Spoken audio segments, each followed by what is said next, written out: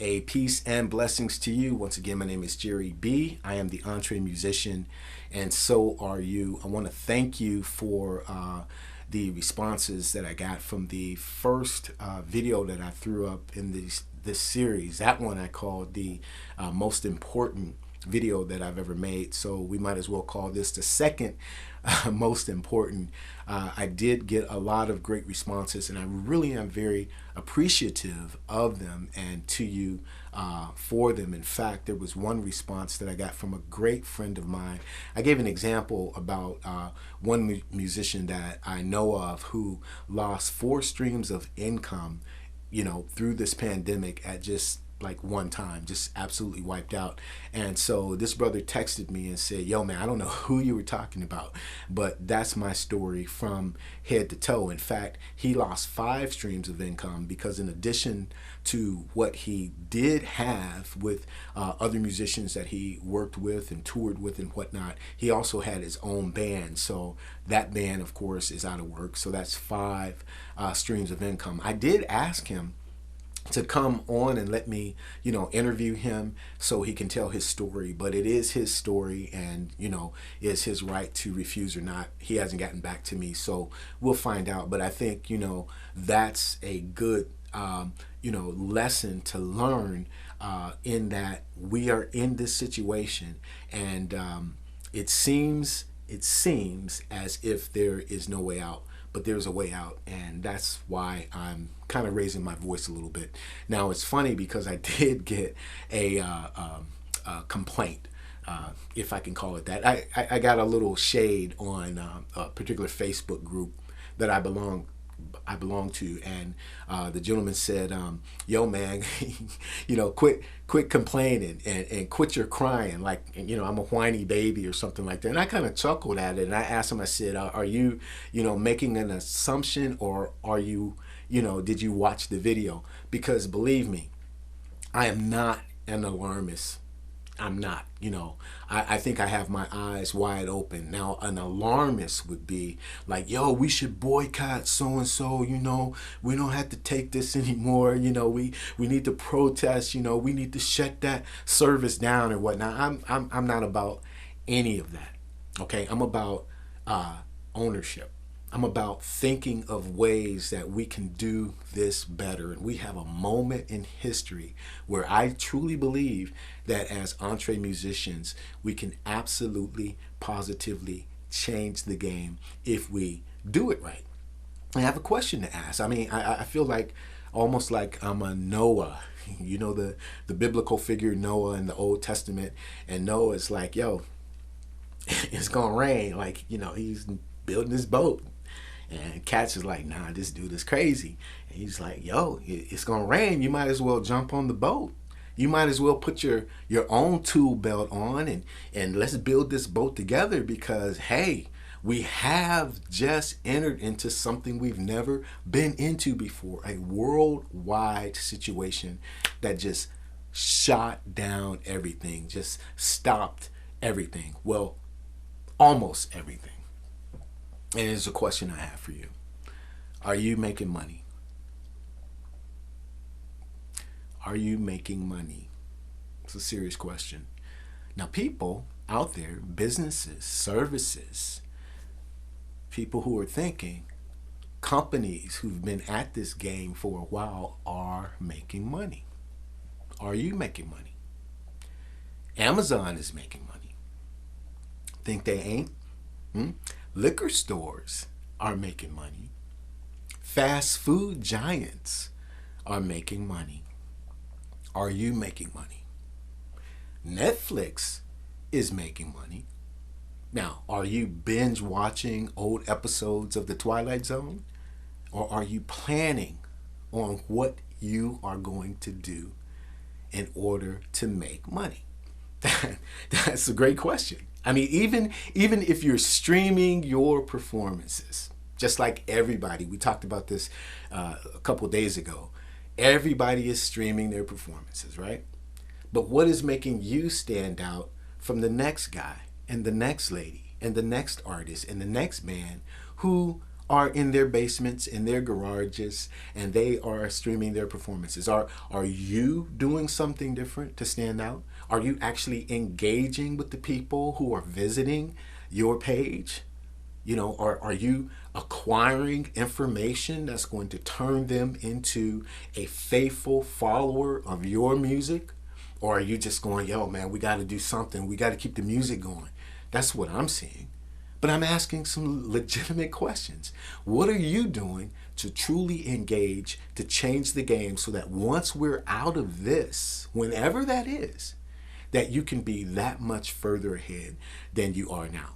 Now, it's interesting that through the history of the music industry, it's almost like folklore, right?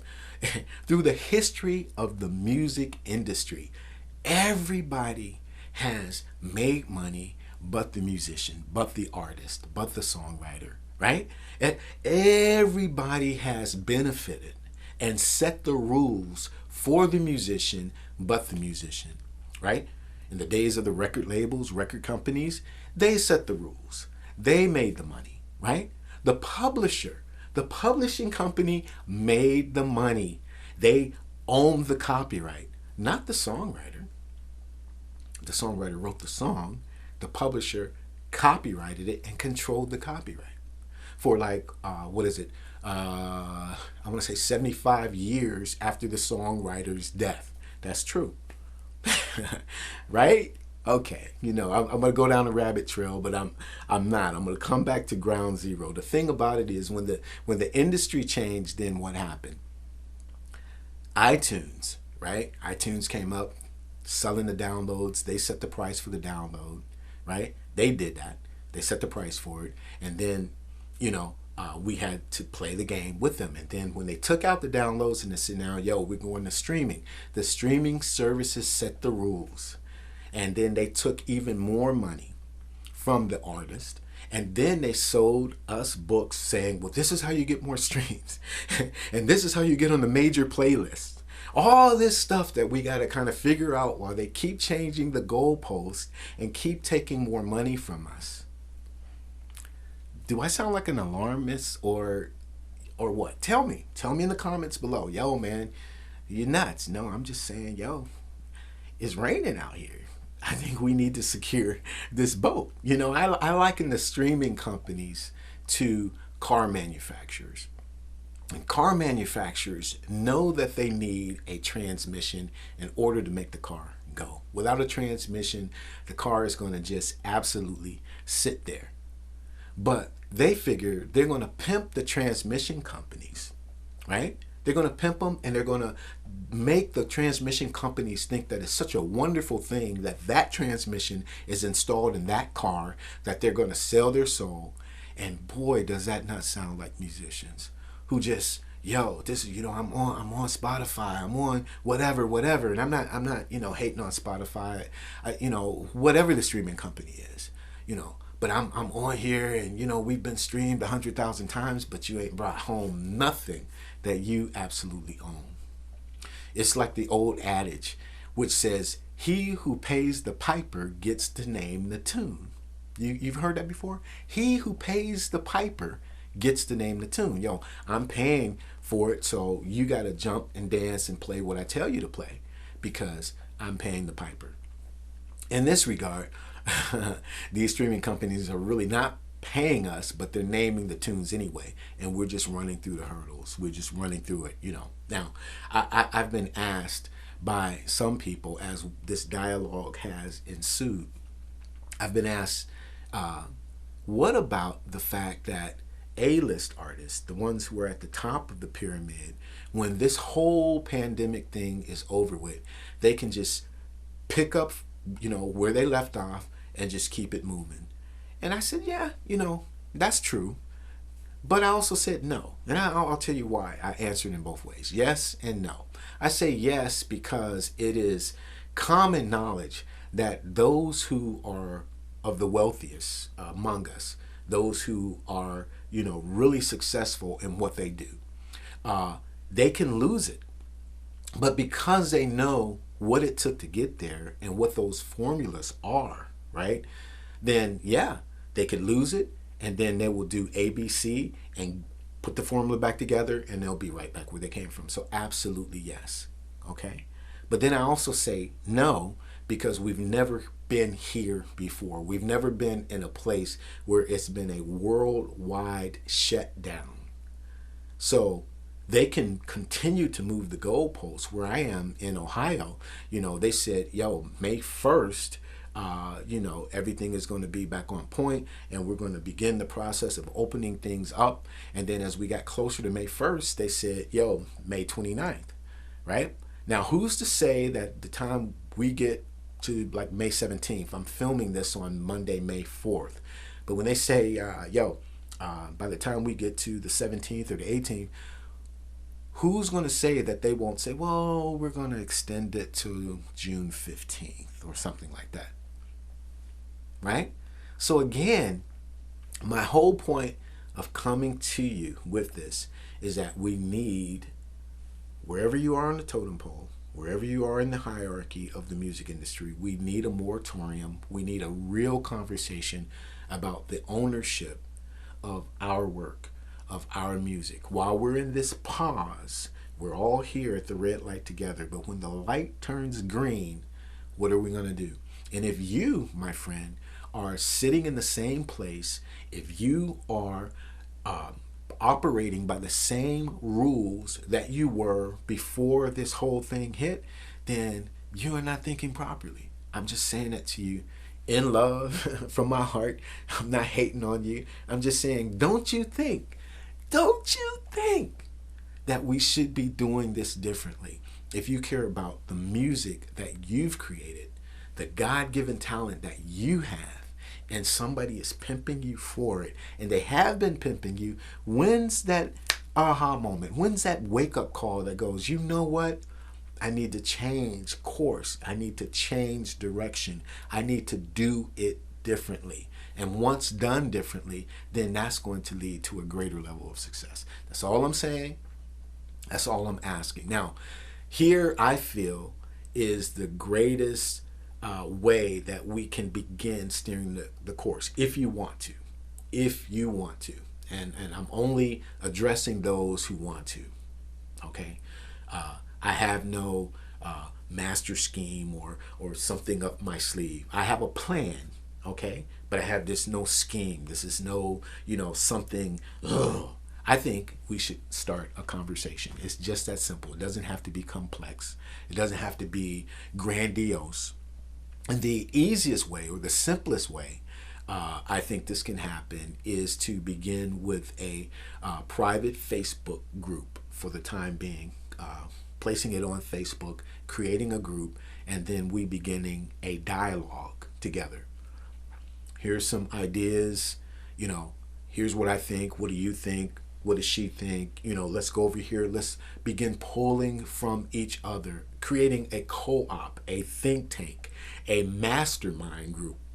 If you've read Think and Grow Rich, Napoleon Hill, he highly recommended, and multimillionaires, billionaires, they do this all the time. They have mastermind groups where they sit and they discuss elements of their particular businesses or their thought processes, and they share that information with each other, and they go back to their individual businesses or cubicles or whatever you want to call them, and then they tweak them. Now again, I have ideas that I feel that I'm going to monetize. And I feel that I can openly share them with you.